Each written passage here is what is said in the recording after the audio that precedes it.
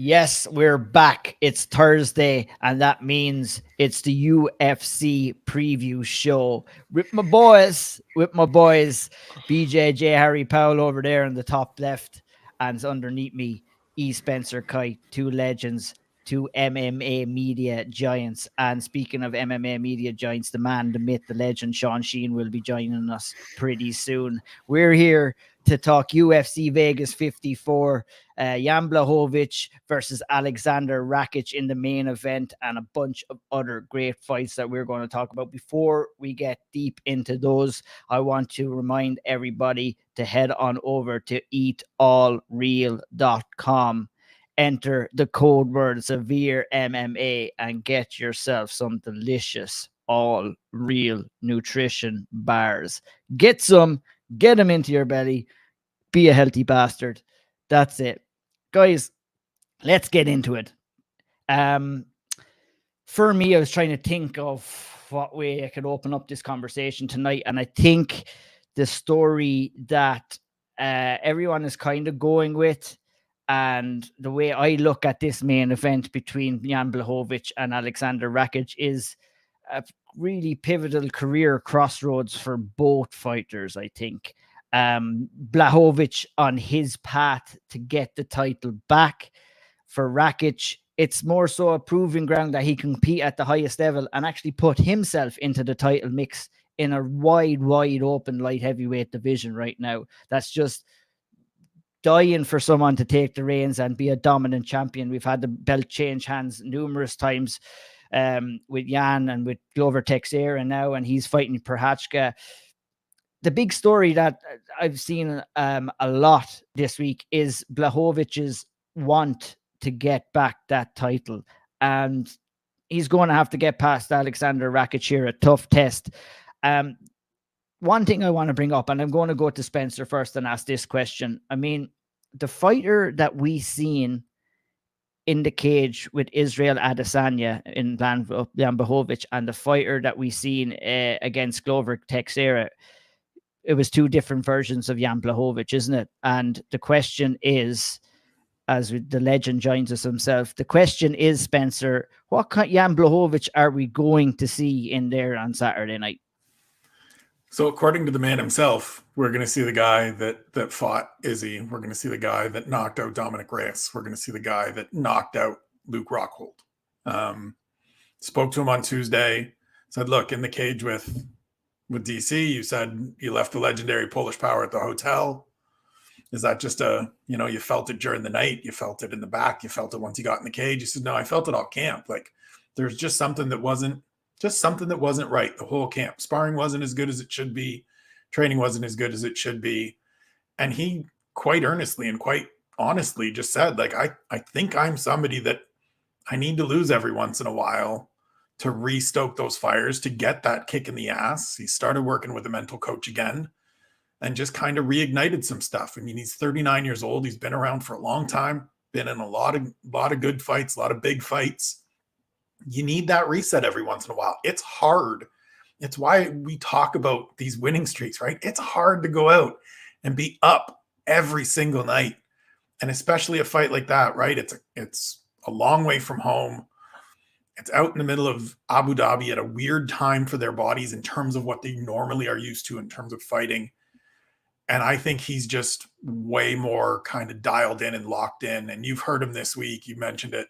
He's been talking about it in Lord of the Rings terms, that's his precious, and he's Gollum, and he's just, I need that belt back. He understands the situation going into this one. And I think we see a really sharp, really focused, really dialed in Jan Błachowicz on Saturday. Indeed. I mean, Sean, it's a thing that we kind of take for granted, being the champion and going on long runs as the champion, because, when you're up there and you have the target on your back, it is difficult to get yourself up. And we've seen it time and time again where fighters have expressed relief nearly that they've lost the title. And, Jan went on a fantastic run. And one of the keys to his success, and our good friend Sean Denny was talking about it before, was he moved back over to his old gym in Poland, and he found his home there after moving over to the States and doing some training there and kind of jumping gyms.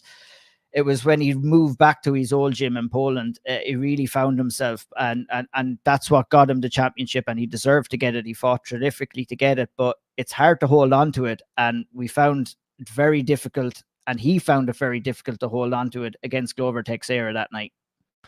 Indeed, yeah. I suppose it's also difficult when you get the super fight, you know, the genuine super fight against Israel Adesanya, and this is the part of your career where you're, 37, 38 years of age. All the money is coming now. This is the moment you prayed for, you wanted your whole career. You know, he had a very good career in KSW before he came to the UFC. And, you know, we see it now with Gamrot, and we see it with Solidage talking about coming over. For these guys to come to the UFC, it's a risk. You know, if Paul Hughes got signed to the UFC tomorrow, or, you know, even Ian Gary got signed to the UFC, they're getting a massive bump in money to go to maybe get this, you know, millionaire lifestyle that they want. Whereas the lads fighting out in KSW, fighting out, they have that, maybe not a millionaire lifestyle, they have a pretty good lifestyle for fighting for pretty good money. And he took that chance to you know, to make it there if we can make it anywhere. You know, he went over to New York and they did it. And that was back in 2014. It took him all of 6 or 7 years to get there, to get to the very top. And I'll never forget Rashad Evans. And I always bring up this, but I remember he was talking once, he did an interview, and he said, I won the title, and I woke up the next morning and I was still Rashad Evans. You know, I still had a right hand, I still had the left hand. My life hadn't changed that much. I now simply had a belt. But what I didn't have was the belt to reach for.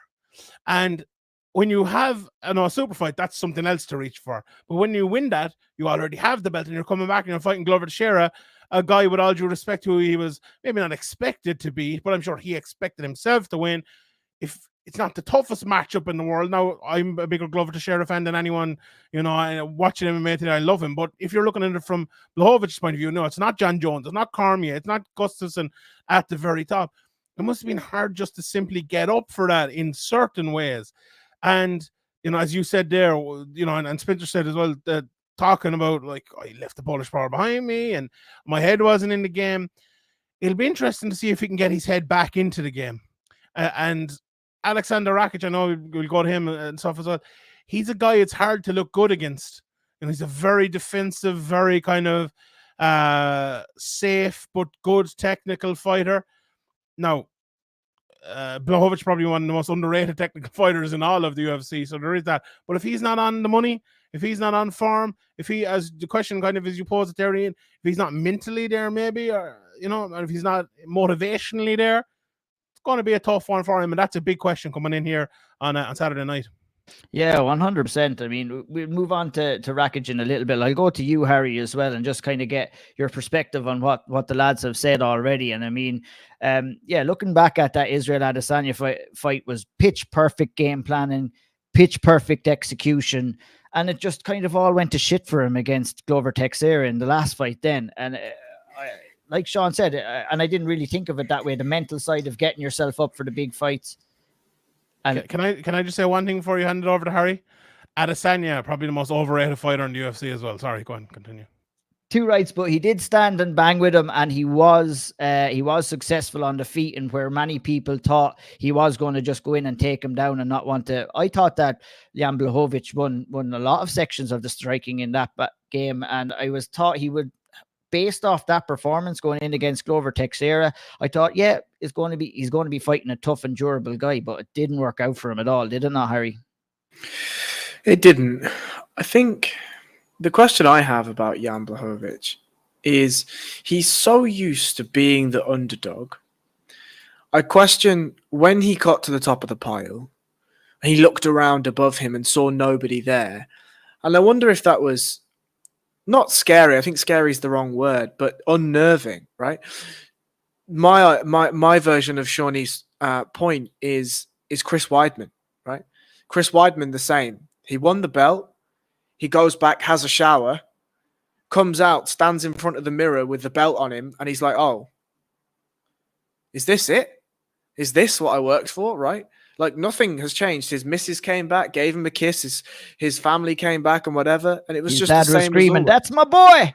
Oh, Jesus fucking Christ. Like, yeah, like it was the same. And I feel like for Jan, because he's taken the hard road, he's not been built in the way that some of these light heavyweights have been built from a commercial standpoint. He's just been trucking and he's been going and he's been going. In the Izzy fight, he was a drastic underdog. People thought Izzy was going to come in and style on him.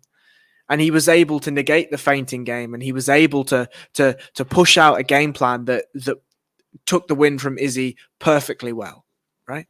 I think in this fight, Shawnee's already said it, Aleksander Rakić is a really tough guy to look good against.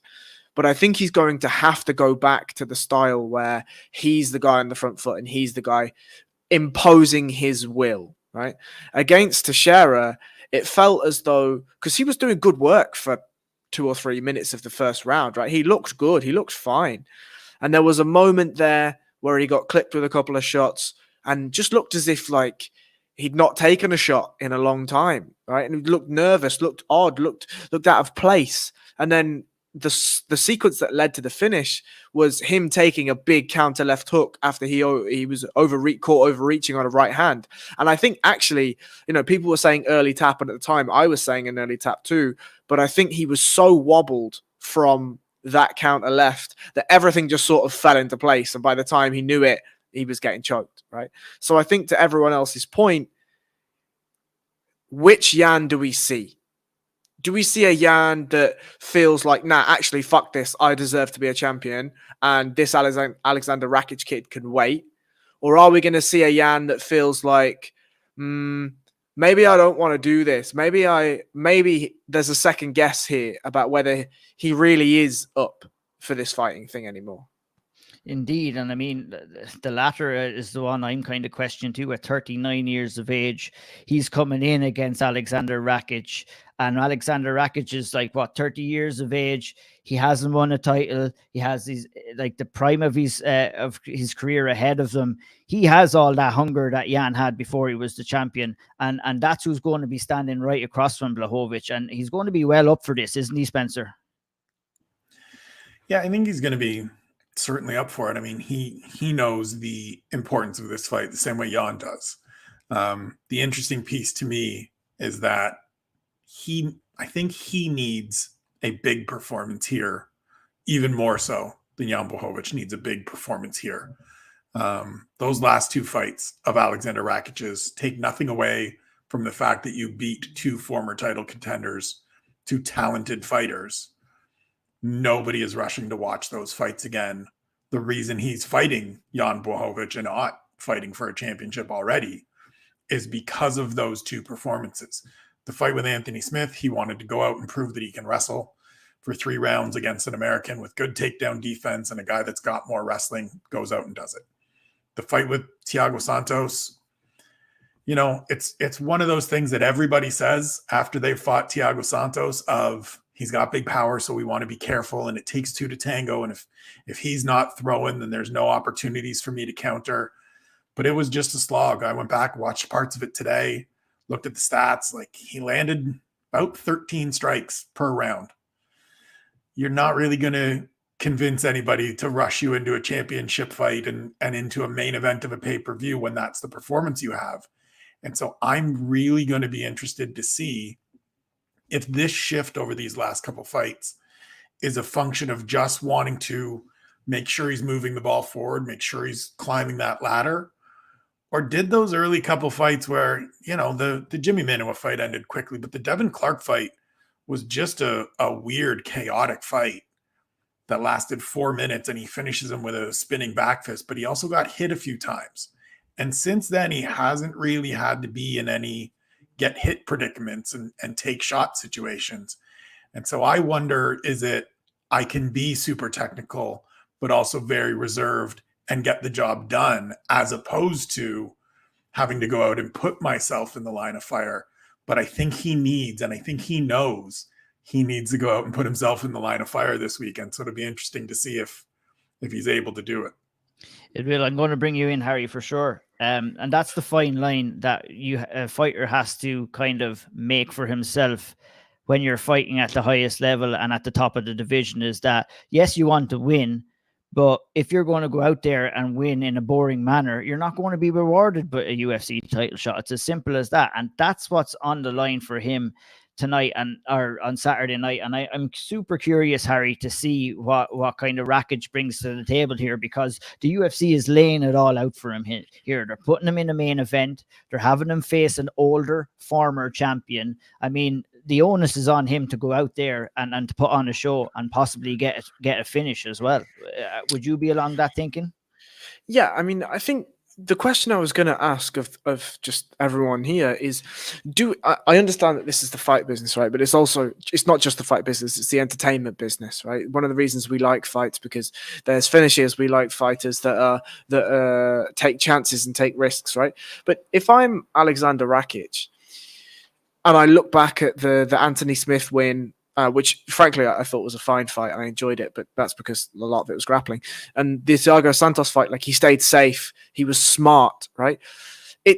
Do we think that, and this is just me playing devil's advocate, right? I'm not saying this is how I feel, but do we think that the UFC should be rewarding fighters that go out there and fight smartly, right? Because at the end of the day, the most efficient way to win is something that the fighter should employ. Now, to your definition of win is up for debate, right? Is it finishing fights the most efficient way to finish a fight, or is it the most efficient way to gain points on a judge's scorecard? And don't ask Jim West what he thinks about scorecards. But I think that's a question for the group just generally. Like, do you think that he should be punished, I suppose, or not pushed, because he isn't finishing fights like he did against Jimmy Manuwa? Well, I think there's kind of two answers to that. I don't think he should be punished, but I do feel he will be punished, because that's kind of the landscape that we're dealing with the UFC right now. And you want to go out and try and say fighters should be fighting smart. Look at Rose Namajunas and Carla Esparza, who both tried to go out there and fight smart last weekend, and we've seen the result. The fans were all up on it. The commentators were all up on it. Yes, somebody leaves the champion. Yes, Carla Esparza is probably feeling much better than Rose Namajunas after that fight. But ultimately, both of them are, the oversight of that fight was both of them were losers, because it's a fight that nobody wants to see again. No one is kind of excited to see Carla Esparza go in there and fight again. I mean, it's a fine line. I do agree with you, Harry, that the fighters shouldn't be punished, but what the UFC has created right now is the pressure of fighters to go out there and not alone win, but be winning in an entertaining fashion. And if you were to use a guy as an example, it's Michael Chandler right now. He's doing it the way the UFC want him to do it, and he knows that as well. And that's why he's being rewarded with these kind of fights, and the Tony Fergusons and the Gaethjes, and his next fight is going to be a fucking big fight too. But he's going to go out there and put it all on the line, and the sacrifice that you get from that is that, yeah, you might go out there and get knocked out as well. And that happened with him in the Oliveira fight. So, I mean, it's a great question. I'd love to get your thoughts on it, Sean Sheehan. Like, at what price does a fighter risk entertainment for winning? Not this time, anyway. If you're Alexander Rakić, if you're on the verge of a title shot, in the UFC with a title fight coming up, is it in 2 weeks' time, or not too long down the road anyway? This is not the time. This is a time to get a win.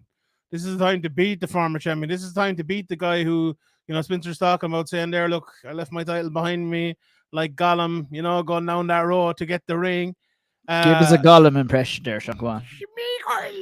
Schmeagol. Is that good? What did you? My precious. My precious. No, wait, hold on. I got it. My precious. There you go. That's it. I'm a great impersonator. Like, give me another one. Go on. That's why I asked. That's why I asked there. Yeah. My best impression is Krang from the Turtles. Remember him? Shredder. That's the one I can do the best. But anyway, they all seem very high pitched. But how's it? Is this thing on? Is this working? Anyway, Rakić. Rakić is.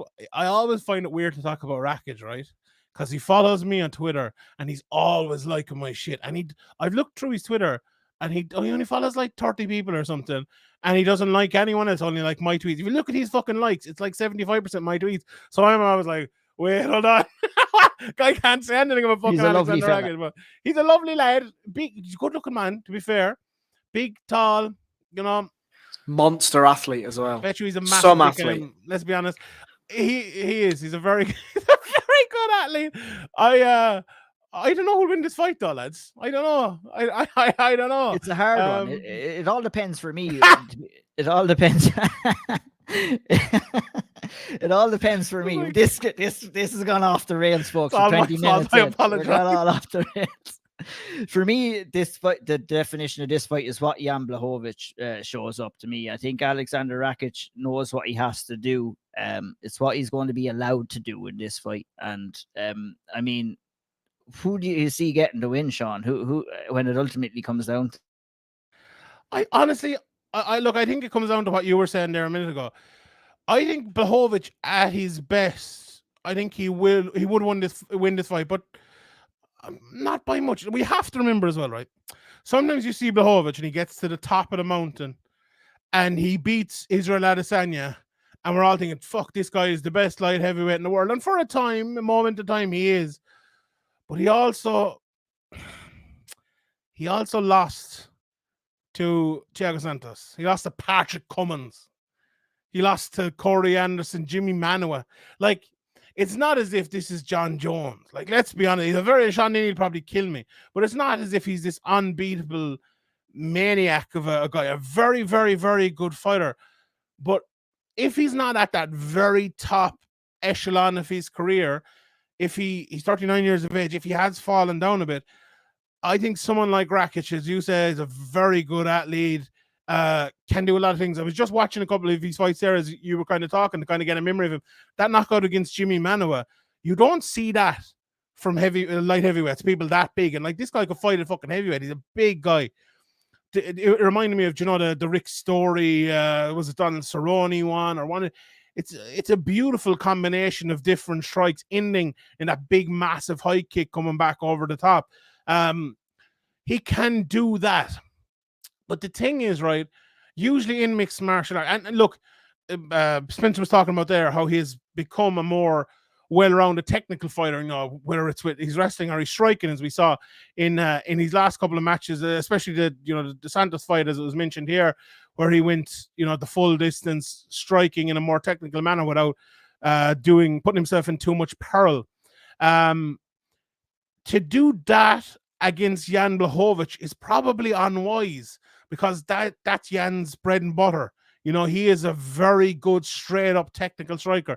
I said Adesanya is overrated, and I stand by that. But you can't say Adesanya is not a very good technical stand-up fighter. Is Rakić better than Adesanya in a stand-up technical fight? And I know, look, people probably say, what the fuck are you talking about? Błachowicz shook him down. But as you said correctly, Błachowicz was winning that fight standing up as well for long periods of it. I'm not sure. So for me, I think Rakić needs to turn up the violence a bit. You know, maybe turn it from 4 where you're 2 where you had it in the last one. Maybe turn it up to 6. Don't go crazy, but turn it up a little bit. Land those big shots. Land those hit kicks. And you know what? Look at the fight we had a couple of weeks ago between Font and Vera. Who was the better technical fighter in that for probably 22 minutes of the fight? The guy who lost, and the guy who landed the more impactful shots won it. If Rakić can land those big impactful shots, hurt, in a couple of times, in a couple of rounds, look, he'll probably get the finish because it's light heavyweight, but he could also get the decision if it goes there. So I think a smart game plan is needed from Rakić. He's proven he can do that, but there's a difference also.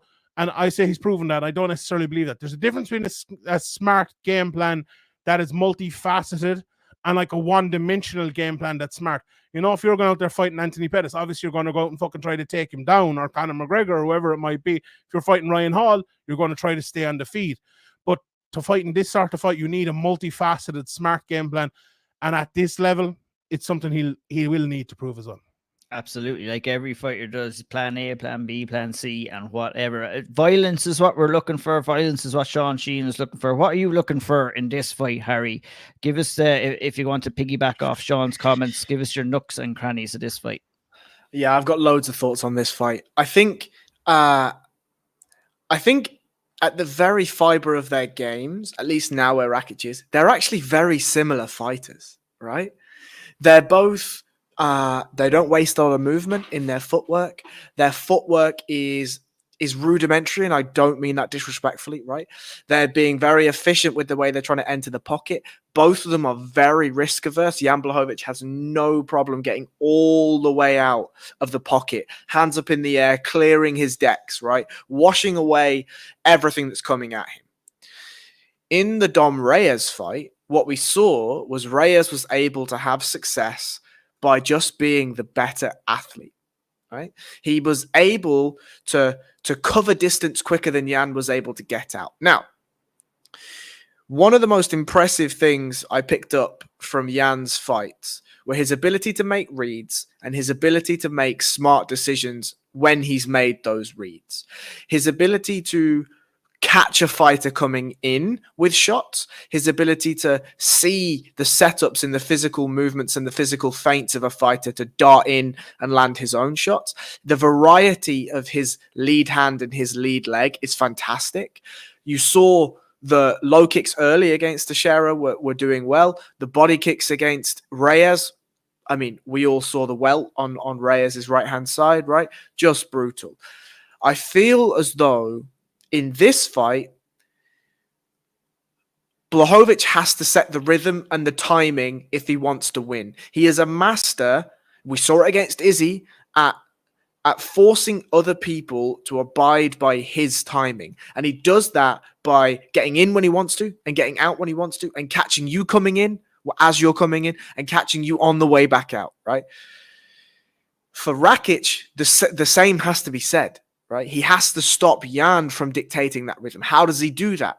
I mean, let's mix in a bit of grappling. Let's mix in a little bit of that violence we saw against Jimmy. Let's throw caution to the wind a little bit. Because what we saw against Glover is he was able to push Jan back to the cage and just overwhelm him just a little bit. Make him think just a little bit. Have him biting on feints and biting on shots that were coming at him because Glover was able to just walk through a little bit of that punishment. He was able to walk through a little bit of that jab, a little bit of that check left hook, and he landed his own shots because of it. If I'm Alexander Rakić, as the younger, fresher, more athletic fighter, I'm going to walk through a little bit of that damage to land some big old shots with that massive cock of his. Absolute schlanging him. And that, ladies and gentlemen, is the most professional breakdown you're going to fucking hear. Here I was pumping the tires of this show as the best weekly preview. And we got Alexander Rakić winning by massive dome. Will I DM him? Get him on here and see. If Song Yadong doesn't follow you by next week, we're done out here. It was funny. I was looking at Yadong tweets. Someone liked one of them, and I just search my name in Yadong, and honestly, it's some of the worst tweets of all time, but also some classics there. Brilliant.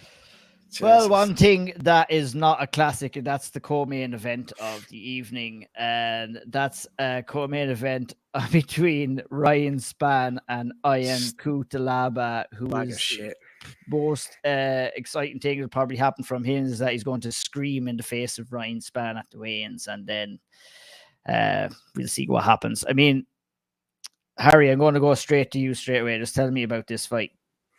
Look, both of these lads get hit quite a bit. Ryan Spann is by far the superior athlete. You know, I felt as though in the performance against Johnny Walker, fight IQ is what let him down drastically. You know, he had Johnny Walker in some really hellacious pinning positions. He should have been landing shots. He should have been controlling positions, but he got overzealous and eventually got himself knocked out, right? Against Ion Cutelaba, I don't think Ion Cutelaba is a great fighter. You know, look, you get knocked out by Magomed Ankalaev. I've turned Shawnee Sheehan onto Magomed Ankalaev. Oh, here we fucking go. I have that stinker he had the last time. It was fucking awful. Who'd he fight? Fucking Rose Namajunas, Carla Esparza Part 2. Oh, Jesus Christ. Anyway, if you get knocked out to Magomed Ankalaev, these things happen in MMA, right? It's fine. You move on.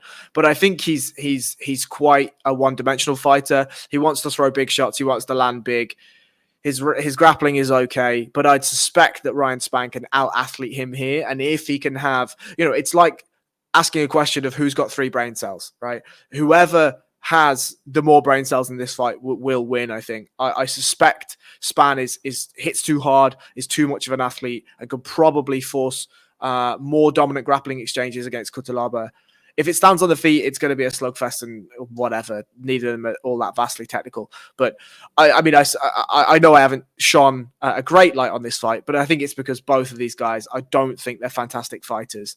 And I don't think it's going to be a fantastic fight either. What do you think of, sorry to interrupt, what do you think of Cutelaba's wrestling? I think it's improved a little bit over the last while. You know, maybe a while ago, what you said there about Spann maybe having an advantage there, maybe, but I think Cutelaba. Now, I also think I watched a few of their fights beforehand for the betting show this week. I actually haven't looked into this card too much, apart from the bets. Spann is 4-1 to win by knockout, which I think is an interesting, you know, and I was happy to hear you kind of say it, the most likely thing to happen. Like, I think the most likely thing to happen here, there's two likely things to happen.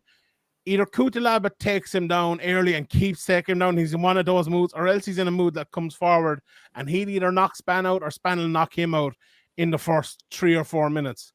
And, you know, to give me 4-1 to say it'll be Spann that lands that one left or right hand, I'll take that all day. I mean, I think if I could just piggyback onto that very quickly, like, to me, I can see Spann taking Cutelaba down, just because he'll lure him into a bit of a slugfest on the feet and then he'll shoot, and he's got the athleticism, he's got the power of that double to drive through him. But make no mistake, I can absolutely see Cutelaba.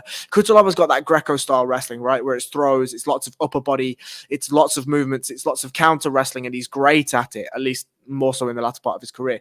But they both love to be dumb and just throw massive shots. Do you know what I mean? So I think 4-1 on somebody to get knocked out is a fucking great bet, and I'm not a betting man, but bet the house. Obviously. It's just one of those like mid-level light heavyweight fights, isn't it? Where this guy loses, then he wins. Then he loses, then he wins, and it's both of them. And it's like who'll lose and who'll lose and who'll win this week.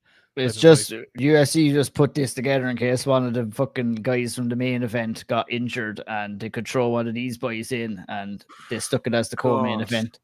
Spencer, shine a light, please, on this light for. Come on, what can we look for? I was gonna say, you guys absolutely hate this. I'm so intrigued by this fight because Ryan Spann's a guy that, as Harry said, it's just been decision making that has been the problem. All the tools are there. All the pieces you look for from raw materials are there. He's a gigantic human being. He's got power in both hands. He has good wrestling. He has good grappling. Comes from a great camp.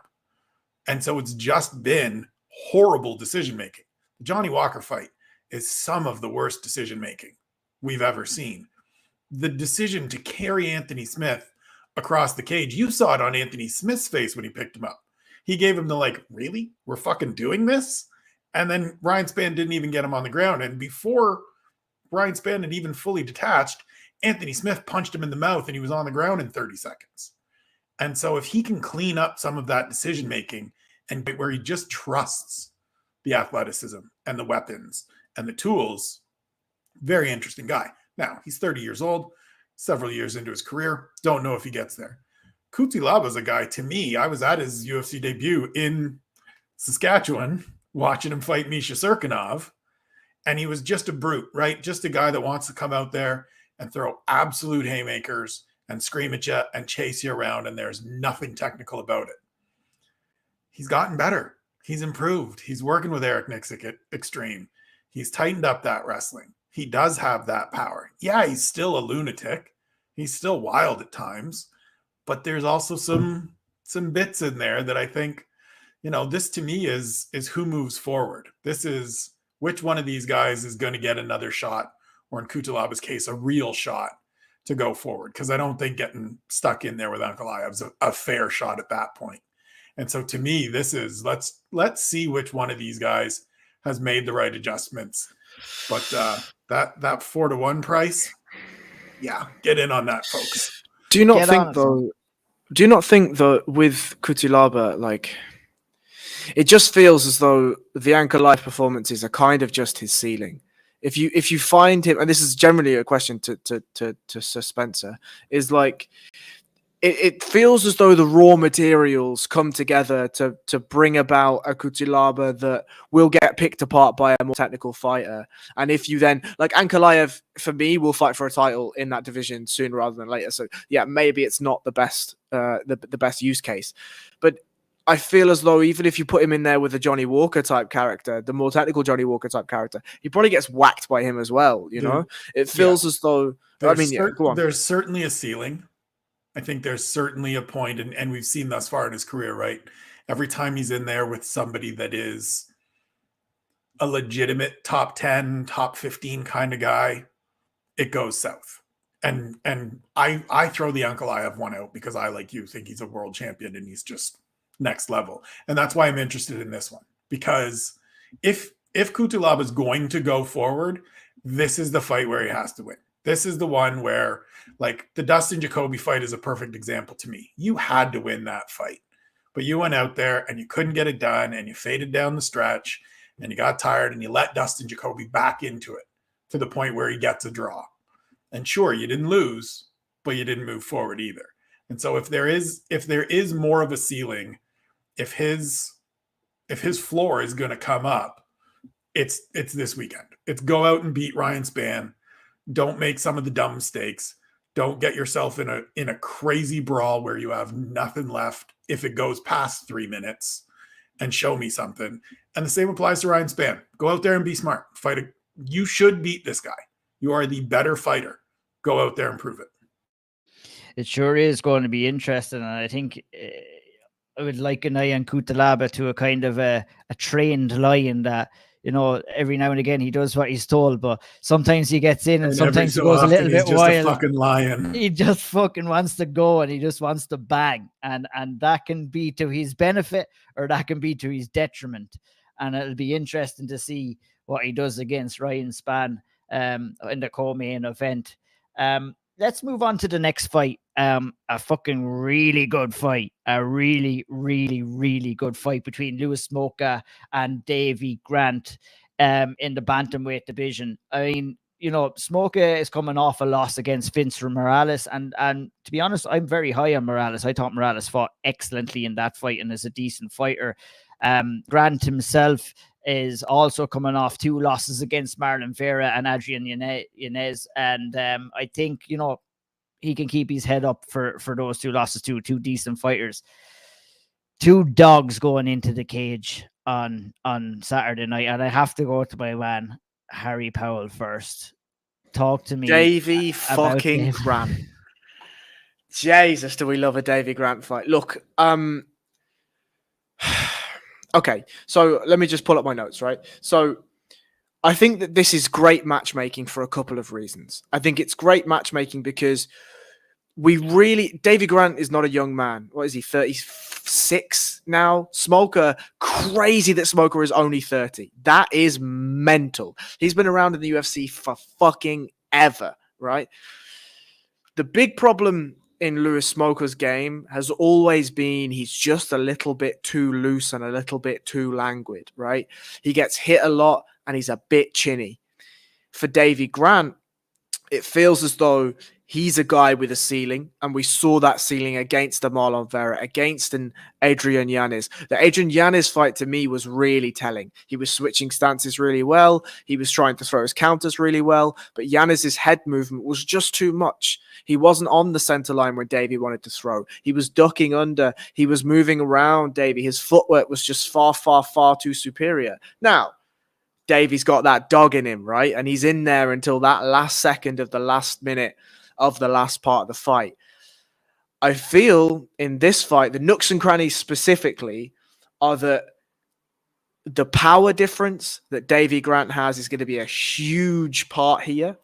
Lewis Smoka likes to follow, and Davy, who will start in southpaw conventionally, is happy to switch. And when he does switch into that orthodox stance, he cuts his angle really nicely, pivoting off his right foot to cut his angle towards his left, forcing his fighter to follow him. And then he comes with that left hook, whether that's to the body, whether that's to the head. Something I really enjoyed in the Adrian Yanez fights for Davy Grant was he starts combinations to the body, right?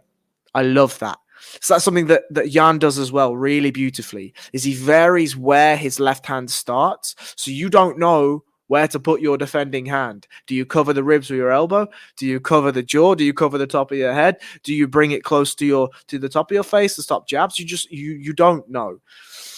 Lewis Smolka against Quinones, like, even in the department that he's supposed to be strong in, which is the grappling, it didn't look great, right? A number of times he pulled Quinones on top of him. There's scrambles. There's all of this sort of stuff. I think whilst this is going to be a great fight for as long as it lasts, Smolka puts himself into bad positions seemingly willingly in the clinch against Morales, right?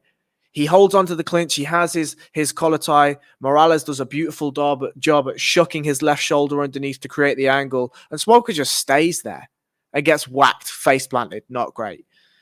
I feel that the chin of Smolka and the decision-making of Smolka is going to be his downfall in this fight. And I think the leg kicks and the left hand work and the body work of Davy Grant is going to earn him first round, second round finish.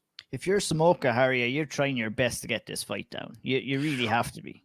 I think you have to be, but you have to be very smart in how you do it, right? Smolka pulls guys onto him a lot of the time. He's looking for opportunistic takedowns, opportunistic submission opportunities, rather than, say, more of a modern style grappler where they're going to push you against the fence and grind you, ankle pick you, double leg you, single leg you, run you to the body lock back take, and go through a submission, a wrestling chain. Sorry.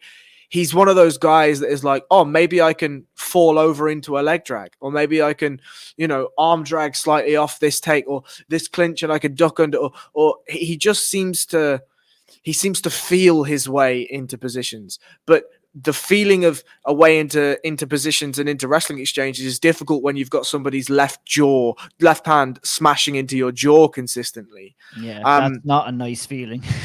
It's not a nice feeling, no. And especially from Davy Grant as well. Right. And I've seen Davy Grant grapple against really high level grapplers. And I wasn't suggesting that Davy Grant was a bad grappler. I would 100%. I would just suggest that Smolka should be looking to try and take this fight down, because it's bad news. Standing with Davy Grant, a dog like him. Watch Smolka knock him out on Saturday night. Now what? Oh Jesus, I'd cry big boy tears. But like in the rounds that I've watched Davy Grant compete against high level pure grapplers, he's hard to hold down. These guys, okay, sure, they might get a hold of him eventually and submit him with something, but he's hard to hold down in positions. He's hard to just keep where you want him. And Smolka, I feel like, is just too loose and too languid, and he's trying to snap onto things rather than work things. We all love Tim Elliott for similar reasons, right? But that's also one of Tim Elliott's downfalls. So I think, for me, the power of Davy Grant, the shot selection, the footwork, the leg kicks are just going to be way too much. Indeed, very well said. Sean, you have something to say? Yeah, just very briefly. I think it's been broken down. I don't need to add much more. I think this fight, I think Davy Grant needs a smart game plan in this one. I don't think he needs to get wild. I don't think he needs to continually land that left hand. And when I say this, I've thought about this as Harry was speaking there. I think Davy Grant can make this fight as easy as he wants to. The only way he'll lose this fight, I think, is if he makes a big mistake. So I wouldn't do that. Keep on the outside, throw your jab, throw your left hand. Lewis Smolka's not going to outstrike him on the feet.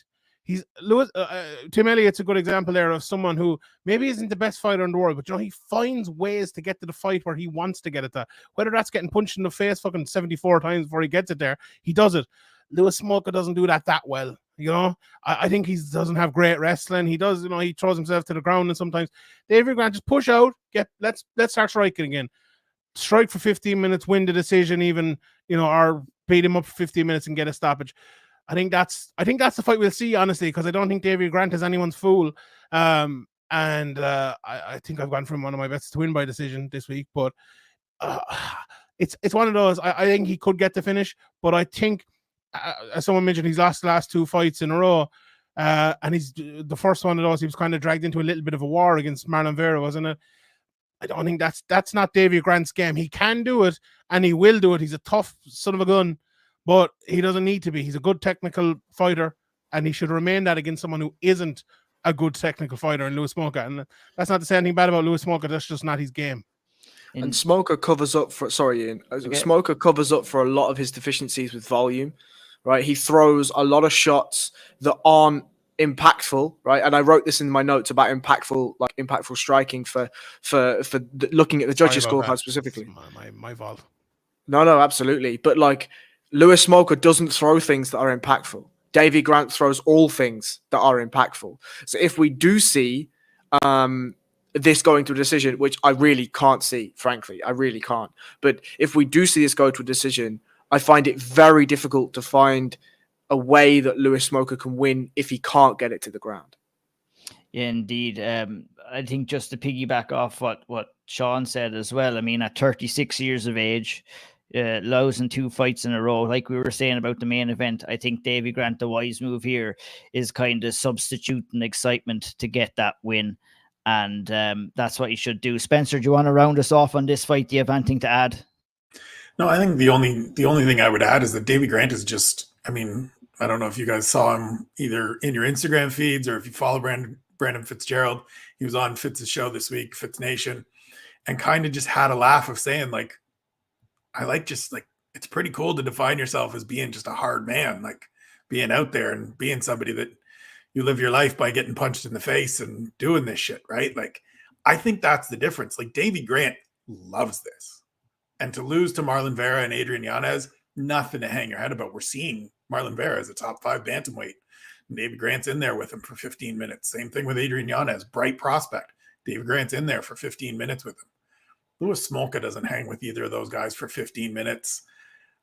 As much as I hated last week the Justin Gaethje once a coward, always a coward bit, there's a little bit of quit in Lewis Smolka. You can make him quit. You can put him in a spot where he just goes, nah, fuck this. I'm out.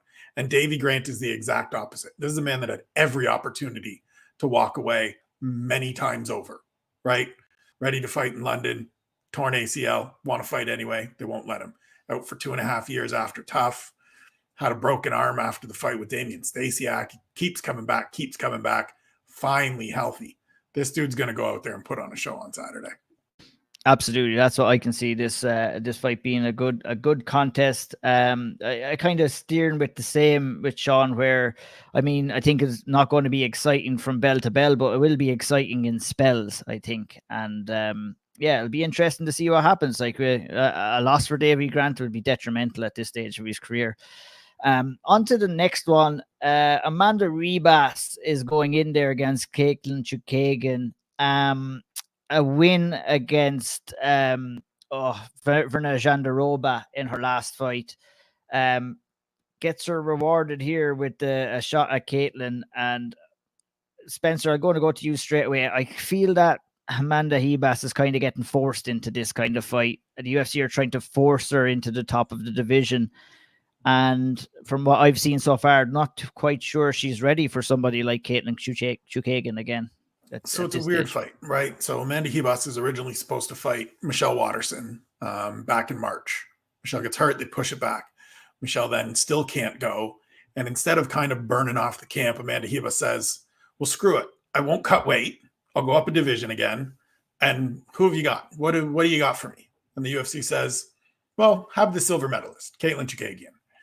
I'm so interested in this fight because this is one of those, like, nothing to lose for Amanda Ribas, right? She goes out, she loses.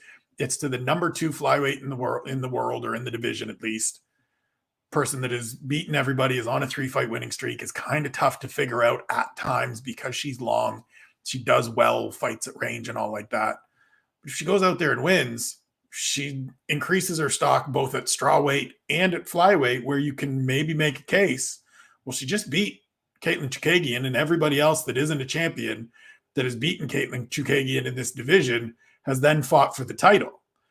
And so I'm super interested to see if it is a bridge too far, or if she can go out there and kind of just fight with a little bit of confidence and a little bit of freedom, where she can go out and just get into her game, because I don't think there's the worry in terms of the power shots that there were in the fight with Marina Rodriguez last year, right? That one was kind of a reset, kind of set the mark for where Amanda Ribas was at that point.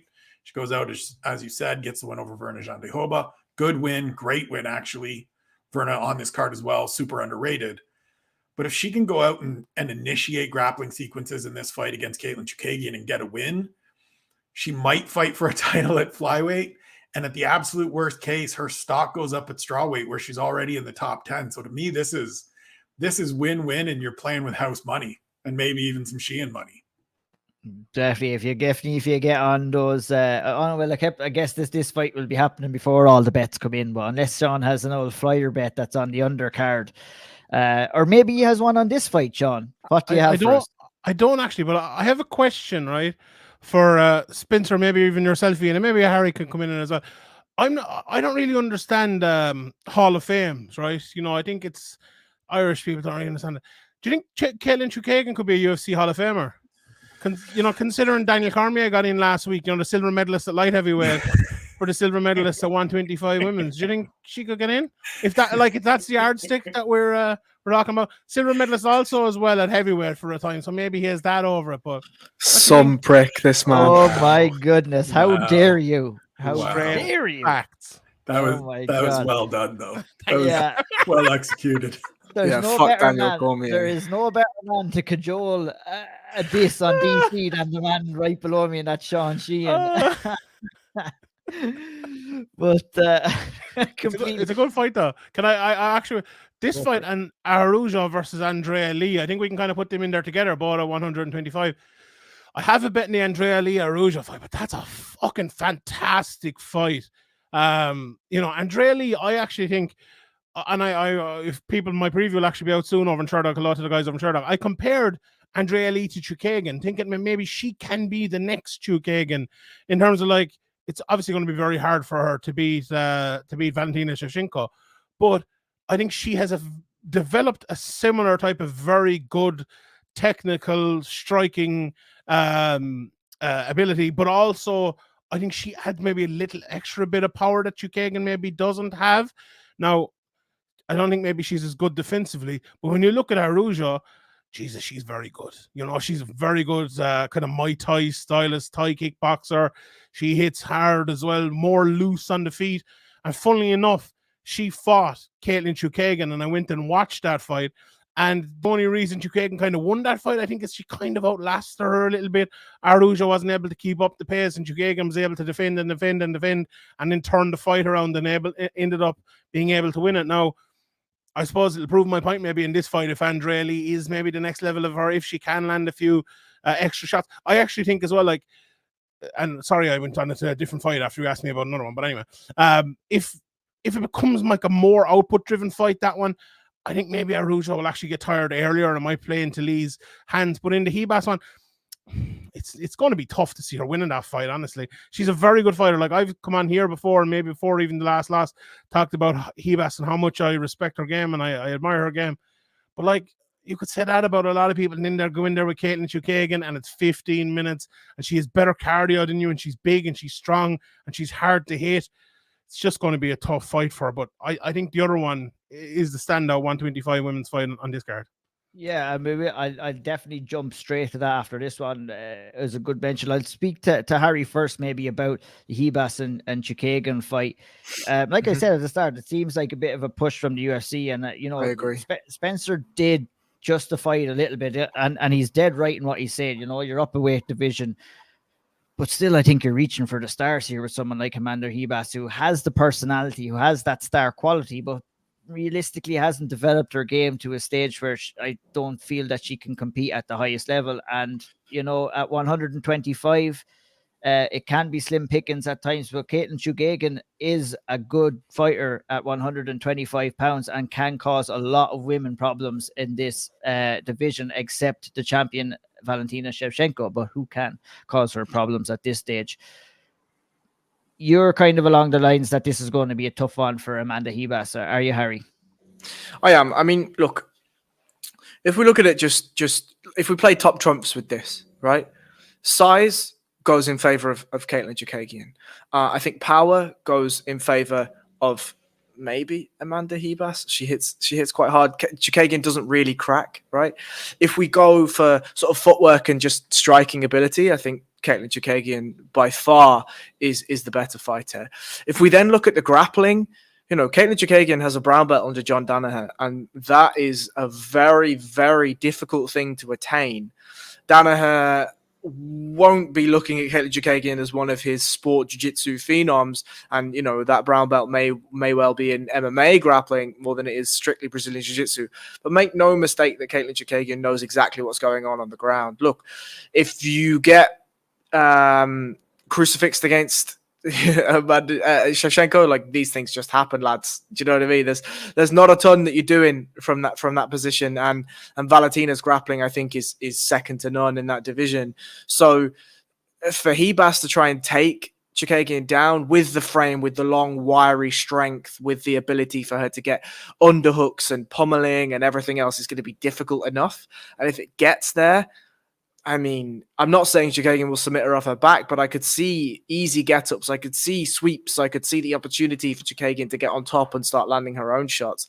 I think size and general octagon craftsmanship. Now, I know that doesn't score, but Caitlin Chookagian's ability to be all the way on the outside and use that range and use that frame to keep you and point score you out is going to be something that's going to be very hard for Hebas to counter and very hard for her to walk through.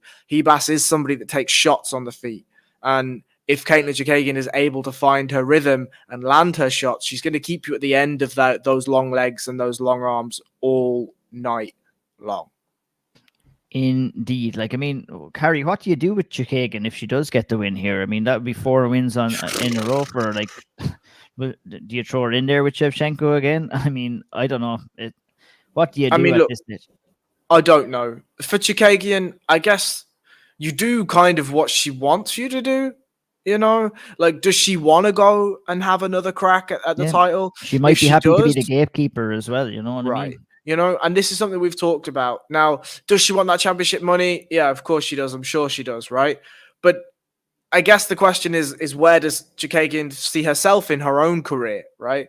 Does she feel like she's happy with the position that she's in of the gatekeeper? We've talked a lot on this podcast about litmus tests and gatekeepers at all echelons of divisions. Chookagian is the toughest test, right? She's the preliminary boss. The preliminary boss. If you beat Caitlin Chookagian, you are bound for a title shot in that division. If you don't, you got a bit more to work on, right? John, you're about to call her a journey woman now. No, I'm not really. But is there any chance like that Shevchenko isn't around in that division anymore? And he's like, we've seen that in other divisions. Let me think. Go on, light heavyweight. We've seen it there as well. It's happened once. Well, we got fresh meat in Pena as the champion, and if she goes in there and beats Nunes again, that might turn Shevchenko's head, and then that would leave the 125-pound division wide open. I think Shevchenko's already interested because she's beaten her once. Yeah, that fight is not close, by the way, at 135. It is not even remotely close between Pena and Shevchenko. I was just trying to take another shot at Daniel Cormier there. Sorry. Yeah, so we saw. Spencer, we've heard from Sean. We'll skip down a few fights, and we will talk about Viviana Reggio versus Andrea Lee, a great fight in the flyweight division, the women's flyweight division. This is going to be a fascinating contest, I think, between two similarly stylistic women as well. Going in, and it's going to be interesting to see who prevails. Andrea Lee has been looking good and has seemed to have leveled up each time she's gotten in there, which you want to see from a fighter, but she has a tough challenge in front of her on Saturday night. Yeah, she does. I talked to her before this fight and sort of touched on, does it just feel like life has kind of settled down finally, right? She had those 3 straight losses. I still contend she beat Lauren Murphy. Judges in Texas got it wrong. Anyways, had those 3 defeats. Life outside of the cage was going absolutely haywire. Had a lot of shit going on. Like, the day after she beat Montana De La Rosa, she had to be home in court for a custody battle. She fought Joanne Calderwood on the halfway across the world on her wedding anniversary to the guy that she's divorcing from. And so just just haywire, right? Chaos. Very difficult to exist and thrive and be your best when you're going through all of that shit. She's got it all behind her now. She's in a happy relationship with Tony Kelly, UFC bantamweight Tony Primetime Kelly. Things are settled. She's got her training routine down. She's not traveling around the States to try to find training situations and find the best people for her. And I think we saw that in the fight with Cynthia Calvillo. The fight with Antonina Shevchenko is a good performance. There's some technical mistakes in there. And I'm sure Harry, if you wanted to, would go on a very long rant rave about all of the things she did wrong in finishing that triangle and how long it took her to get there. But it's still a good finish. It's still a win. It's still a quality win. But the fight with Calvillo was the one that made me go, hang on, maybe she has figured it out. Because I was never the biggest Andrea Lee supporter. I never bought into her being a contender because we just hadn't seen her win those big fights.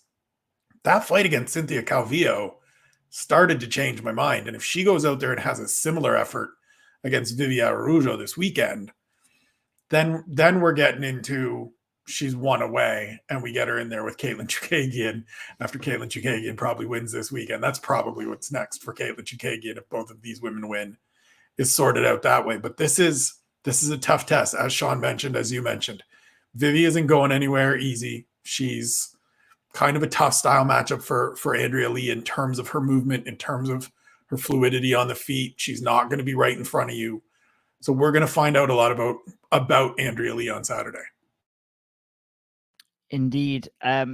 Before we move on, Harry, do you have anything? I was going to speak about the Jake Hadley fight next. Would you like to enlighten us? Yeah. Jake yes, Hadley fucking please. Came in and just fucked off everyone on his Contender Series debut, pissed off everybody, but he caught the eye of the main man himself, and that was Dana White. I still want to know what happened. I know, that's the big. Hopefully, he gets asked a couple of questions, but yeah, seemingly he said he told a couple of UFC employees to fuck off or something like that, and he's from Birmingham. What the fuck? Yeah, to expect? And he was cutting weight as well. Give the guy a break, guys. Give him a break.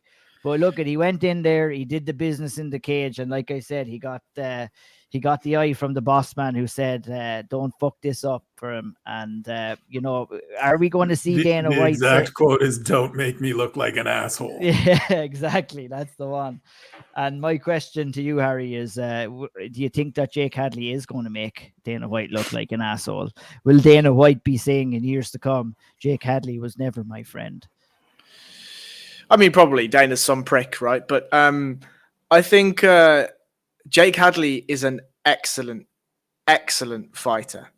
I remember Shawnee talking about him a long time ago about, in his first couple of Cage Warriors fights, saying, like, you need to watch this guy. This guy is going to go places, right? And he has evolved drastically since then. There's been some interesting additions to the Camby Fearless camp that he's in. A gentleman called Bradley Hill, who's probably the most underrated grappler in the UK, has been added to Camby's team as like a straight grappling coach. Obviously, Camby does a lot of the wrestling stuff. That's a very interesting addition. I think this fight specifically, last week we saw Tracy Cortez show that you can use overarching grappling as a method to negate submission attempts, right? And to negate more submission-oriented, more sweep-oriented competition. I think Jake Hadley has every opportunity at doing just that in this matchup. Alan Nascimento is about as old school as a jiu-jitsu guy as you're going to see, right? Your man hit a fucking flower sweep in an MMA fight. Like, what are we talking about? He's looking at old school arm bars, old school triangle setups, old school flower sweeps. Now, don't get me wrong. All of this stuff is gorgeous. It's beautiful to watch when it works. And again, it's against Ulanbekov, right? Who's no slouch on the ground. But Ulanbekov was willing to get in and grapple. He was willing to exchange those positions with Nascimento. If I'm Jake Hadley, I'm just riding him. I'm riding him. I'm riding his hips. I'm riding his knees. I'm riding his back. And I'm landing impactful shots. Thank you, Shawnee. I'm making sure I'm landing shots that force Nascimento to make decisions that he is not going to want to make. Jake Hadley, I think, has power on the feet. He's a better overall grappler. I think in the wrestling department, in the stand-up wrestling department, he is a better grappler than Nascimento. The struggle here, and the question we're going to be asked is, we mentioned Stasiak earlier. Is it going to be that he gets pulled into a jiu-jitsu battle that he's probably going to lose? Or is he going to be able to use the overarching grappling mechanics he has to navigate away from somebody who, whilst being very strong in the submission skills, is a limited fighter? The last thing I'll say on this is in the stand-up specifically against Ulanbekov, he looked very hittable. Jake Hadley can crack. So don't be shocked if we see a guard pull or something similar. I think this is a nice matchup for Hadley. Nothing crazy is going to happen on the feet for him. And he has the ability to show off the superior overarching grappling skills that he has. But I love this fight. It's a great fight. I'm really looking forward to it as someone who has been looking at Jake Hadley for a couple of years as well with Cage Warriors and everything like that. Spencer, what have you seen from both of these fighters? And in particular, I'm curious to get your opinion on Jake Hadley from what you've seen so far. Are you excited to see him compete in the UFC? And do you think that this is a winnable fight for him? I'm pumped. I mean, he's a guy I wrote about him Monday as my fighter to watch. He's somebody that I do think is special. I think he does have that potential to be a contender in the next 2 or 3 years. Obviously, health, results, continued development, all of those things. The piece that's going to be interesting to me, and you guys could probably certainly speak to this stuff better than I can. He seems like he's got a little bit of that I'm better than everybody, and it's just an amount of time until I show it, which can be a very good thing. Can also be absolutely fucking poison. And I worry that he's got it on a poison level where he goes out there and he tries to fuck around with Alan Nascimento on the ground this weekend and gets caught in something. Or he goes out. I mean, it's the piece from Contender Series this summer, right? Was he walking around strutting, doing the flex and telling everybody to F off because he thinks he's the greatest thing ever? Now, he might be an absolute world beater as a fighter, but everybody can get caught if they're high on their own supply. And that's the piece that I'm interested in, because Alan Nascimento, as Harry said, traditional jiu-jitsu guy, lots of experience, not somebody that you go out there and just storm through, not a guy that, and if you do, that tells us something.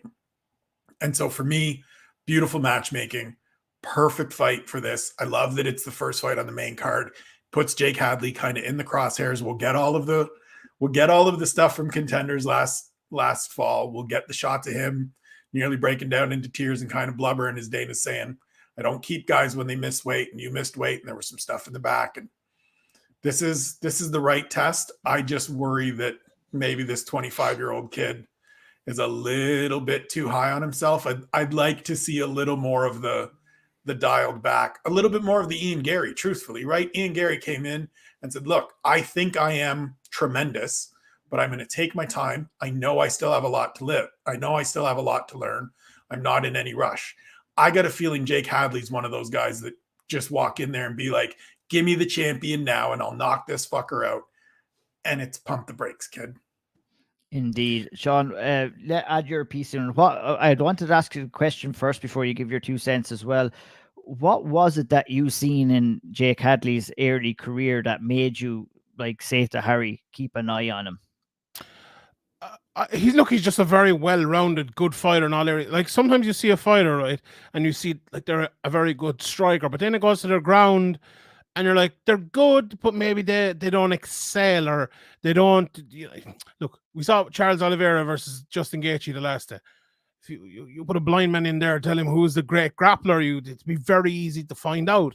Sometimes you can see, sometimes fighters expose themselves as not amazing in one area, even when winning. And sometimes you can see that. And I don't know, maybe that's something I saw in him. And look, Jake Hadley's I don't think you have to be a genius, and I don't think I get great plaudits or anything for saying it earlier about Jake Hadley. I think many people are saying it, probably people saying it earlier than me.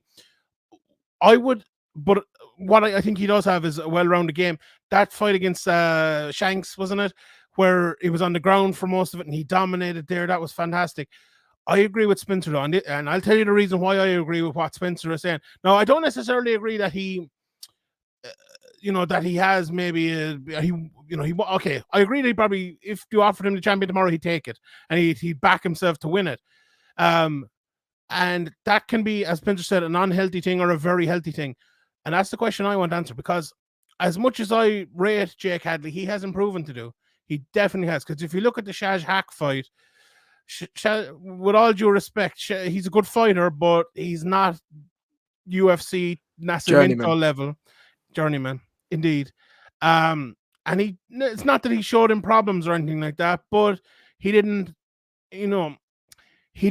dispose of him the way you would expect a top pro to dispose of him. Now, you could say the same in terms of like Ian Gary in a couple of his fights, and he went on. He showed an improvement when he got to the Jack Grant fight, and maybe not the opening UFC fight, but from the opening UFC fight, he showed an improvement in his second fight to be more careful, and maybe it wasn't as brilliant, it wasn't a knockout or anything like that, but he showed an improvement. Hadley's 8 fights in. He needs to improve and improve and improve, and this is the thing I've said about fighters throughout the last decade or whatever I have been of covering the sport and looking at guys and looking at their reach. You can see guys, right? I don't remember when I said that to Harry or whatever, but I'm sure there's many guys. Jake Hadley is one of them that I've watched 2 or 3 fights in, and I've seen their ability. Ian Gary, I saw him before he made his pro debut, and I knew his ability. But it's the one thing I'll say about all of them. You can have as much fucking ability as you want, but if you don't use it the right way, if you don't continue to improve, and if you don't realize that you need to continue to improve, that ability will go nowhere. And it'll take you to a certain level, but then it won't take you any further. It's the work rate. It's the ability to realize the areas you need to work on. It's the intelligence inside the cage in terms of fight IQ and game planning, of the intelligence outside the cage as well. There's lots of things to go on. Now, Spencer hit the nail on the head. Does Jake Hadley have that? We'll find out very quickly here against Alan Nascimento, and we'll find out very quickly if the matchmaking continues to be like that. But does he have the quality? Does he have the ability in all areas? Without a shadow of a doubt, absolutely. Will that ability turn into a world championship level fighter? There's only one person who could answer those questions, and he's fighting Alan Nascimento on Saturday night. Gadoosh. Beautiful. Beautiful. Guys, I'm going to kind of leave it open-ended for the rest of the fights, and I'm going to go to my man Spencer to give us a kind of a quick breakdown, as he so excellently does every week, of kind of some of the standout fights and the rest of the prelims. Because if you guys don't mind, I wouldn't mind maybe talking a little bit about MVP and Logan Storley for maybe 10 minutes towards the end of the podcast. So we might just scoot through the rest of these fights. Spencer, give us your take. What else are we looking out for on the prelim section? So every Michael Johnson fight is must watch because it's an absolute roller coaster. You go back, just look at the resume. Just take a minute, go and look at the resume, because he absolutely blistered Dustin Poirier before Dustin Poirier went on his run to get to the top of the division. And then he lost just about all of them since. Lots of good competition in there, but there's all... See, in my piece today, I said, and there's also Stevie Ray, but you guys will get all up in arms if I slander Stevie Ray like that, who is a good fighter, but not a guy that you're necessarily thinking about as a world beater. Harry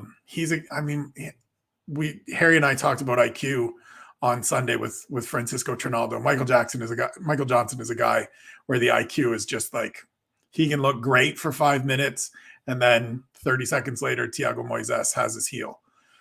I look forward to that because I welcome the chaos. And Alan Patrick is kind of the same guy, just Brazilian, long, wild, crazy. That should be interesting. I'm interested to see what Tatsuro Terra looks like in his debut. Pushed back a couple of weeks because his opponent, Carlos Candelario, got sick before their last fight. And then Nick Maximov, he fits that. He's getting whacked. There was the mention of Tracy Cortez earlier, and Nick Maximov kind of fits that same bill to me of like great. I see that you can hold people down, but can you do more? Can I see something else? I think he has gotten a huge Diaz association push. The fights he's had, I mean, I don't know how he beat Punahele Soriano. I don't know if he should have. Sean, you can tell me, judges scorecards. I don't remember, but you know, he's one of those guys that I have big questions about. I don't think Andre Petrovsky is anything great, but he's a wrestler and he's got some pop to him and he trains with a good crew.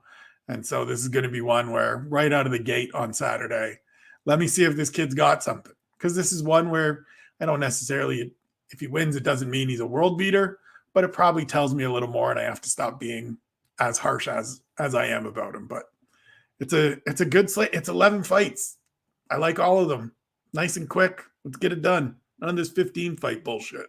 Yeah, bish, bash, bosh, in and out on the Saturday night. Harry, do you have anything to add yourself? I did some, I watched back some Tatsuro Tiara fights. He fights, and the second fight of the night in the flyweight division has some good power, has some powerful grappling as well, and has a lot of first round finishes. So it'd be interesting to see if that kind of transcribes into the octagon.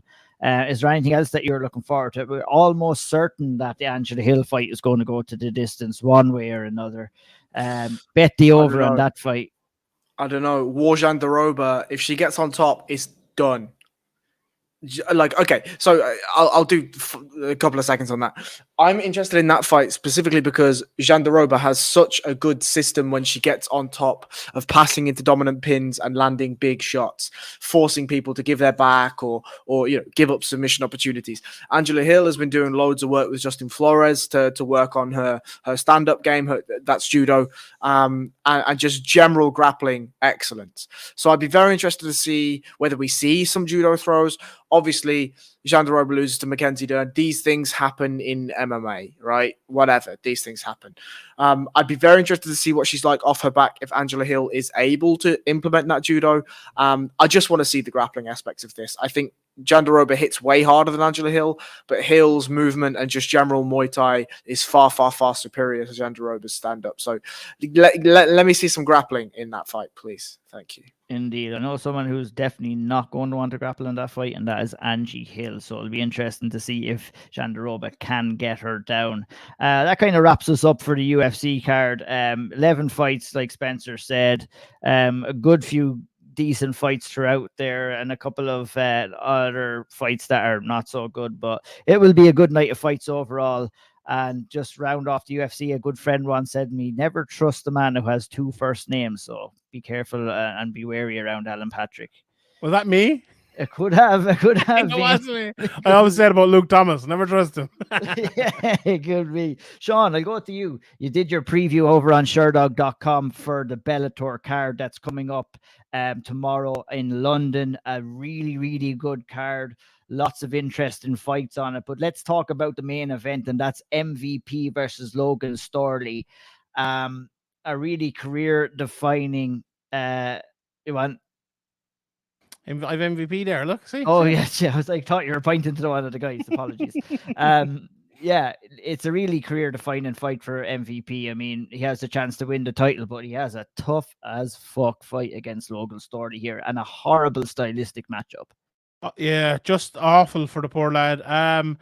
It's a massive fight because this was supposed to be Yaroslav Amosov, who is the champion, but obviously he's over in the Ukraine fighting a more important fight at the moment. So it's going to be Storley for the interim title. Now, a lot of people might look at that and say, okay, he's not fighting the champion, he's fighting a different guy, but Logan Storley's 13-1. The one is Yaroslav Amosov. And I went back and I watched that fight a couple of weeks ago, and that one could be 14-0 very easily. That was an even fight, very much a wrestling battle, a terrible but great fight at the same time. You know, if you love MMA, you probably love that fight. If you're a casual, you mightn't love it. So this is as tough a fight for me as the Amosov fight. I think maybe in some ways tougher because Amosov can kind of strike as well. Storley's striking looks better in his last fight, don't get me wrong, but I think Storley will actually wrestle all the time against MVP, whereas there's the chance that Amosov might do a bit of striking here. So that's, look, MVP is a wild point fighter, hands down, outside the cage, throws high kicks, leg kicks, stays away from you really fast. Logan Storley go in double leg, you take you down. So this is the old school wrestler versus striker matchup. So that's to break down the fight. And maybe Harry and Spitzer could break that down more. My big thing here coming into this fight, and it's probably the third time I've said it in the podcast, but it's worth saying, and it is the narrative of this fight, to quote a smart man, I think. And it's that MVP needs to win. And it's as simple as that. And look, you could say anyone, Logan Storley needs to win, everyone needs to win every fight, and especially a title fight. But MVP has 21 fights now. 2 to 3 of them were against worthy opponents for someone as good as MVP. To prove that path was the right path for him to take, he needs to end up as Bellator welterweight champion of the world. He does. He needs to do it. He really needs to do it. For him to prove he's a top-level fighter, and I think he's a top-level fighter. I have a poster of him behind me on my wall. I love MVP. I think he's absolutely brilliant. But to prove it to everyone, to prove it himself, and to prove it in the annals of history in mixed martial arts, he has to win this fight. Because I don't know if he'll get another opportunity in Bellator. Not one very quickly anyway. So it's a massive fight for him. It's a massive fight in his career. And it's a real must-win proving night for Michael Venom Page. And I can't wait for it. I cannot wait. It's a brilliant fight. It fucking is. I can't wait for taking a half day off work tomorrow to watch that shit. And I can't wait. Spencer, what are your thoughts on the fight? I mean, I think Sean's dead on. This is must win for MVP, right? These are the fights that we have been wanting for him, and we wanted for him after a certain point. And there were too many that were layups. There were too many that were just gimmies, that were just showcase fights for this guy. He has all the skills and all the talent in the world, and he is so much fun to watch. But at a certain point, you got to beat these guys. You got to win those fights that matter. And Logan Storley is an absolute menace. This is like, he's a guy that I think and I don't say this to disparage Bellator, but he's the guy that could go over to the UFC and instantly be in the same position he's at right now in Bellator in the UFC. He would be a top 5, top 10 guy. He is that skilled.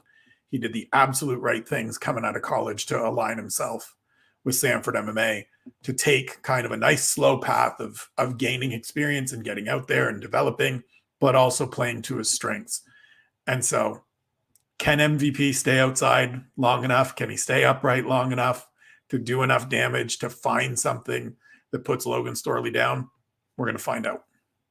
Indeed, we are. Harry, share your thoughts on this fight. And I know you have to take off in a few moments, but just share your thoughts on this fight. And maybe if there's anybody else that you're excited to see on the card, share your thoughts on that as well. Absolutely. So I think actually MVP trying to stay on the outside is going to be horrendously poor decision-making from him. The closer you are to the cage, the closer you are to getting taken down, right? And Logan Storley is absolutely able to do that. I don't know. I mean, what he has to do is force Logan Storley to wrestle on the back foot. He's going to have to force him to walk backwards, be wary of shots, be wary of the power, and then counter wrestle. I think counter wrestling, especially when MVP is seeing it coming, is going to be his route to victory. Can he land a massive shot? Absolutely he can. We've seen him do this over and over and over again against fighters that probably shouldn't have been in there with him. But to echo all of your statements, I think you're absolutely right. The 2 fights that the 3 fighters that I'm interested in seeing, I think, sorry, I'm going to say 4 fighters now. Alfie Davis, Tim Wilde is a fun regional matchup. It's always fun to see Oliver Enkamp in there, to see whether he's grown anymore. Somebody that I have a personal relationship with is Luke Traynor. I'd be very interested to see how his career's looked. Obviously, he had a massive win on the last one, on the last Bellator London. So it'd be interesting to see what wrinkles he's added at only 5-0. 5-0 in the big show is an interesting place to be. But obviously, I can't go. I'll let you guys talk about the co-main event, but we can't go without talking about Paul Daly, right? Yes. A supposed retirement fights in #MMA retirements. Can't wait to see his next one. But it's to quote Sean T. Sheehan. Good one. It's look. Paul Daly's always in a fun fight. This guy's been drafted in on late notice. He's probably going to get left hooked into the shadow realm. But look, maybe not. Shawnee says maybe not. Fair enough. he's one of Shawnee's bets for the week this week. Good fighter. He can wrestle is the most important part of it. Sure. Look, what are Bellator doing? Fucking Buzz Killington over here. Sorry. Where's David Rickles? Fucking hell. Big But yes, lads, those are my thoughts of the fight. I'm unfortunately up in 4 hours to go and teach some people some jiu-jitsu, so I'm going to give you a Shawnee wave, and I'm going to give you a me goodbye. Thank you so much, as always. It's always a pleasure. You're a legend. Go follow him at BJJ_Harry Powell. Legend.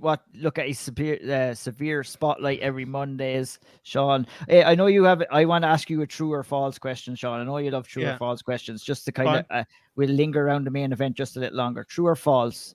MVP fights inside the UFC in the next year. True. There you go, Harry as well. Come on, if any of them lads need any advice in jiu-jitsu or anything, I'm only a phone call away. Absolutely. Send them my way. I'll tell them. I've actually told them. I've told lads. Sometimes a lot of people ask me about this preview show and why, who do I do it for and whatever. And I was like, oh, the lad with all the stuff on his wall. They were like, yeah, he's got a cornering record in jiu-jitsu of 0 wins and 1 loss. So that's the guy you need. Yeah, he did lose. Actually, I think fuck's sake. He did, yeah. Shawnee, we call him Shawnee T. Sheen, and tonight the T stands for triple black belt. Absolutely. Yeah. Anyway, gents, take care of yourself. Have a great night. Thanks so much, Harry. Sean, I'd like to talk to you about the co-main event just before we take off, and that's Fabian Edwards versus Lyoto Machida. A really, really good fight and a real true calling for Fabian Edwards, really, this fight in his career. He's really got to get something going, and this is kind of it on the outskirts. On paper, it looks like the perfect opportunity for him to do it. Do you know what? It's either the perfect opportunity or it's a fucking banana skin, and a very, very bad one at that. Because, look, to beat Lyoto Machida at this stage of his career, I think the one thing you have to do is use your speed over maybe what he is now. Like, it's funny. I was actually just watching a couple of fights with the missus there as I was preparing to do my Eagle FC preview. And it was Dan Henderson, Hector Lombard, right? Because Hector Lombard's fighting Eagle FC next week. I remember Dan elbowed him, and then he went down and fucking elbowed the face off of me if he went down. And she kind of said to me, why do people do that? Why didn't they? And I showed her Machida against Mark Munoz. Remember where he went down and he didn't, hit him with the coffin nail afterwards. What the fuck point was I? Well, I don't know where I'm on with that. But Machida used to be the fast guy. He used to be the guy that everyone would not get into a speed race with. Whereas now he's a little bit older, he's a little bit heavier, a little bit bigger. Although this is back down to 185. I think Fabian needs to show his speed. I think he needs to show his power. He needs to show his aggressiveness, and he needs to stop trying to be fucking Leon. Get away from that. And I've said this a few times this week, and I don't know, no one has called me an idiot yet, so I'm going to continue saying it until someone does. I think he could be a better fighter than Leon, honestly. I haven't watched him since an amateur. Graham was a massive fan of his. I'm sure Ian and Spencer, I don't know if you've gone and watched him as well. This guy has it all. I remember watching him in a fight in the Tree Arena, and he kicked someone with a body kick, and I've never, ever, ever heard a shot like that in my years of watching him, man. I haven't seen that many fights live, I suppose, but I've seen a good few in the Tree Arena, and I've never heard a shot that loud as the body kick he landed that night. This guy is a fucking animal. He needs to show it. He can't go around jabbing people up trying to win decisions again. He needs to unleash, and there's no better fight to unleash than in Lyoto Machida fight. And there's no worse fight to not unleash than against Lyoto Machida, because Lyoto will happily run around you for 15 minutes, jab you up, and if you don't make him pay at some stage during that fight, it's not going to be a winnable fight for you. It's just not. He has to make him pay. He has to land shots, and he has to let his hands go. And it could be, as you kind of posed the question for me there, Ian, it could be maybe a turning point in his career. It could be a real great turning point, because if he lets his hands go on this, and if something clicks with him, is like, fuck, I need to do that more often. And if he does that going forward, because he's a better athlete than all of these guys. He hits harder. He's a better fighter than lots of these. He can wrestle too. He's got jiu-jitsu. He wins by armbar. This guy is a fucking legit fighter, but he needs to start showing it more. He's such a stylish fighter, but we've only seen glimpses of what he's capable of, and he always leaves you wanting more.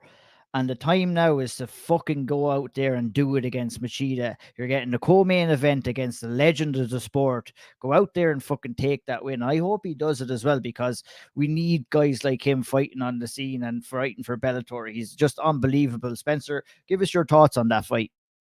Well, first, I really love that Sean says, Machida's super old and he's 5 months older than me. So thanks, Sean. I appreciate that. But I also think you're absolutely correct about Fabian Edwards.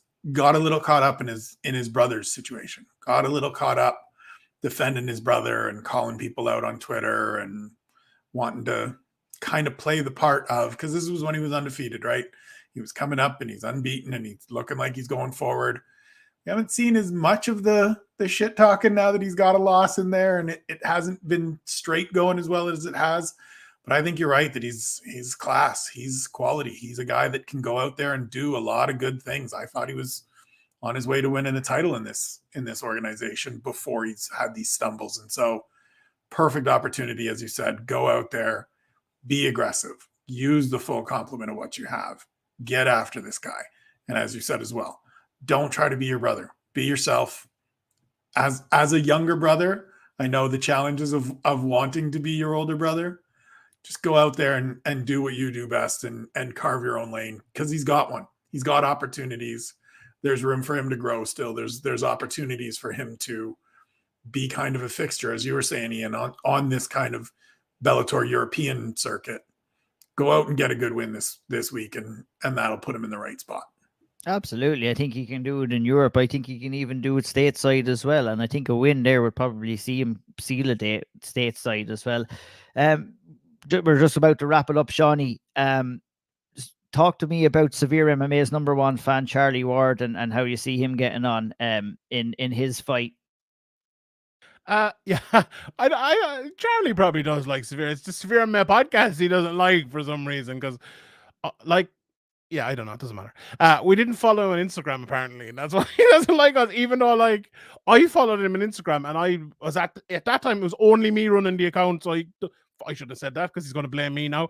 But I thought I had followed him because I had followed him, but I had followed him with my account, and then 5 years later I realized, oh fuck, I hadn't followed him. I better follow him, and he's like, why the fuck you only follow me now? So that's why. Yeah. Anyway, but he's right too. We are pricks. Yeah, your lad, he's fighting. He's good on the ground. Alan Carlos, another lad with 2 first names. But standing up, not great. If it goes to the ground, Carlos could cause him troubles. But Charlie's improved his wrestling. He's a very good top game now. Vicious ground and pound as well, as we saw in a couple of recent fights. But standing up, you'd expect Charlie to land a few shots as well. Like, if Carlos can kind of pull guard, maybe act like he got knocked down, pull him into his guard, that might be the job for him to win that fight. But I think Charlie will have enough for him. I think he will get on top. Will probably land a few shots after hurting him, and end up getting the finish in that one. I don't know. I don't think he'll have. The only thing is as well, though, Charlie is coming off of a very bad injury. I think was it his elbow he did, and he had surgery last couple of times. I saw Charlie. He was going around in a sling or whatever the fuck it was. And it didn't look like a very good injury, and I think he kind of said that as well on Instagram in different places, and I'm following him as well there just to make sure. So that could be an issue as well. But good to see Charlie back here, and I'm sure he'll want to be back on the Ireland card as well in September. Yeah, it'd be great to see him on the Ireland card. It's great to see him in there tomorrow night, and fair play to him. I think Carlos missed weight, I believe, so I don't know whether that's gone to a catch weight now, but I think it was after Charlie weighed in anyway, so likely not. Charlie be fighting. He'll be fuck. He don't give a fuck any weight, any time, anyone for Charlie Ward. And that's it. And that rounds us up for another week of MMA previews. We gave you some UFC. We sprinkled in a little bit of Bellator towards the end. And we're going to sprinkle in a little bit more of All Real Nutrition bars, the most delicious protein bars on the market. Get you some. Head over to eatallreal.com. Enter in the code word SevereMMA. Get 15% off. Treat yourself and be a healthy bastard. Good night. Good luck. And God bless.